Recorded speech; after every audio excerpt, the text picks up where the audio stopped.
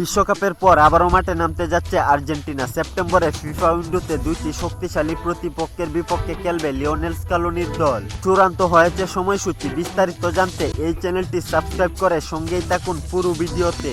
টানা 2 বিশ্বকাপে দুর্দান্ত ফুটবল খেলা আর্জেন্টিনা এবার 2030 বিশ্বকাপের দল গোছানো শুরু করতে যাচ্ছে।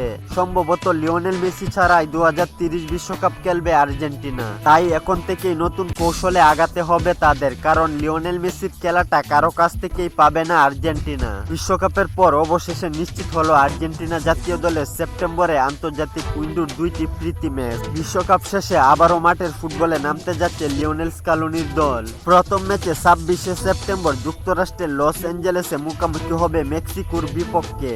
ম্যাচটি বাংলাদেশ সময় রাত 8টায় শুরু হওয়ার কথা রয়েছে। বিশ্বকাপ কোয়ার্টার ফাইনালে ইংল্যান্ডকে টেক্কা দেওয়া মেক্সিকো বর্তমানে ফুটবল বিশ্বে অন্যতম শক্তিশালী দল, যাদের বিপক্ষে আর্জেন্টিনার লড়াইটা জমবে বেশ। শেষবার 2022 বিশ্বকাপে বাঁচা মরার লড়াইয়ে মেক্সিকোর মুখোমুখি হয়েছিল আর্জেন্টিনা। ওই ম্যাচে মেক্সিকো আর্জেন্টিনাকে কঠিন চ্যালেঞ্জ দিয়েছিল, কিন্তু শেষ পর্যন্ত এনজু ও লিওনেল মেসির অসাধারণ গোলে 2-0 ব্যবধানে জয় পেয়েছিল আর্জেন্টিনা।